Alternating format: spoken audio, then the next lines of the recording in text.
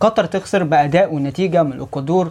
اللي أنا مستغربه هي ليه قطر حصل فيها كده؟ ليه الاهتزاز في النفس الدرجة دي؟ بسبب إن الجون جه بدري. الجون بدري يخليك مهزوز في النفس، مخلاكش واقف على بعضك، بس مش للدرجة دي، مش لدرجة إن كل السكند بول كلها راح لعيبة الإكوادور، فردين متفوقين، كل الثنائيات الإكوادور فايزة فيها، مش للدرجه دي. بس قبل ما نبدا الفيديو يا شباب، لسه ما عملتش اشتراك، انزل اعمل اشتراك وفعل زر الجرس عشان يوصلك كل جديد. معكم محمد حامد، زر الاشتراك ما بكهربش يا معلم، انزل اعمل اشتراك وفعل زر الجرس عشان يوصلك كل جديد. فاضل لي اقل من 30 تقريبا واوصل اول 1000 في القناه. القدر نزلت ضغطه، القدر نزلت لعبت كوره، جون ملغي في اول 3 دقائق خلى لعيبه قطر كلها ومنتخب قطر كله يتهز حرفيا نفسيا بطريقه مش طبيعيه. بعديها جه ضربه الجزاء من حارس ب 2 جنيه ونص، حرفيا انصرف مليارات، 250 مليار مصروفه على كاس عالم، وفي الاخر بتجيب حارس ب 2 جنيه ونص. انا اسف مع احترامي ليك يا عم هريدي، بس هو حارس صراحه يعني لا يناسب منتخب قطر. حارس غلطاته مش طبيعيه، قلوب دفاع برضه غلطاتهم مش طبيعيه. ليه اللعيبه بتاعت قطر كلها اهتزت نفسيا جدا بعد الجون الاول ما جه بدري. الجون ده لو كان اتاخر كان هيبقى فيه ماتش تاني غير الماتش اللي احنا شفناه، بس الجون فعلا جه بدري جدا اول 3 دقائق، بعديها ده ملغي، بعديها جه جون، بعديها ب5 دقايق ولا حاجه ولا ب10 دقايق جه الجون الاولاني من ضربه جزاء، وبعديها راحوا يعني الدنيا خلصت في الشوط الاول. لعيبه قطر بعد ما الجون اتلغى، بعد الجون اللي جه اتلغى، لعيبه قطر كلها مهزوزه نفسيا بطريقه مش طبيعيه، مش قادره تقف على ركبتها، مش قادره تقف على رجليها خالص. الدنيا فعلا مهزوزه. كل السكند بول واخدينها لعيبه الاكوادور ولعيبه نص الملعب كاسيد والناس دي كلها، كل الثنائيات الفرديه والجماعيه واخداها لعيبه الاكوادور. لعيبه قطر بتلعب باهتزاز نفسي مش طبيعي بعد ما لبس الجون وجونين. لعيبه فعلا مش واقفه على رجليها. اول فرصه ليهم في الشوط الاول في الدقيقه 50 تقريبا، بعد ما خلاص ما الوقت اخر دقيقه خلاص الوقت بدل ضايع، حرفيا اللعيبه ما كانش عندها ثقه في نفسها. حتى بعد ما نزلت الشوط الثاني المفروض اقعد هدي لعيبتك كمدرب، قول لهم عادي يلعبوا كوره، انتوا مهزومين 2 زي 3 زي 4، يلعبوا كوره، روحوا بهجمات، اضغطوا، حاولوا تعوضوا، مش تفضل النتيجه زي ما هي متراجع وعايز تلعب كوره. مش هتعرف تلعب كوره قدام فرقه منظمه، مفيش حلول فرديه خالص ولا حلول جماعيه من لعيبه قطر. فرديا متفوقين اكوادور، كل السكند بول الاكوادور متفوقه. مش عارف الصراحه ليه، انا حاسس ان لعيبه قطر تقريبا، انا اسف يعني، ما نزلتش الملعب خالص، ما راحتش الملعب خالص، ما راحتش استاد البيت نهائيا. فمش عارف ليه لعيبه قطر كده والمنتخب كله اهتز نفسيا بطريقه مش طبيعيه. العب كورتك يا عم، العب قدام جمهورك، المفروض يديك ثقه اكتر، مش تبقى مهزوز نفسيا ومش عارف تلعب كورتين على بعض. لعيبه الاكوادور ومنتخب الاكوادور ركب الماتش من اوله لاخره حرفيا، كباصات، كلمسات، كتحركات، كفرديا، كجماعيا، ككرات عرضيه، ما شفناش تقريبا حارس الاكوادور. فانا مش عارف ليه حصل كده. المشكله اللي معايا ان انت عارف ان المنتخب الاكوادور بيعتمد على الضغط المبكر جدا لحد حارس المرمى المنتخب القطري ولحد قلوب الدفاع.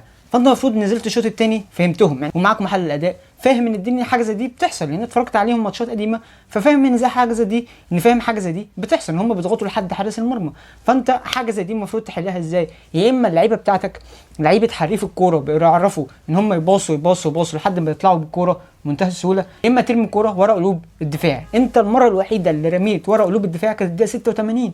يا راجل حرام عليك، الدقيقه 86 اول كره تترمي واول هجمه لقطر حرفيا حقيقيه في الماتش كله في الدقيقه 86 من المدافع اللي رمى الكره للمهاجم اللي نزل مكان المعز علي، اللي رماها له المدافع وراح بيها وشاطها ممكن بدري شويه، بس هو حباه يشوطها يلطشها مره واحده وان تاتش. دي الكره الوحيده لقطر كله في الماتش كله، الكره الوحيده ليهم كله في الماتش كله كانت الدقيقه 86 بكره انت المفروض عارف ان هي هتتكرر كتير من المنتخب القطري بسبب الضغط المبكر من منتخب الاكوادور اللي وصل لحد حارس المنتخب القطري، اللي هو يعني بالاماره كان الشوط الثاني هو البطل بتاع منتخب قطر، لان هو صد كتير جدا الشوط الثاني وانقذ فرص فعلا حقيقيه. هو حارس خربان الشوط الاول، بس الشوط الثاني الدنيا اتظبطت شويه منه.